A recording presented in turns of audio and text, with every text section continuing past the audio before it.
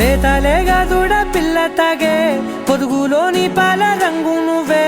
పచ్చ పైరుని ఒంటికేసుకొని ఏమున్నావే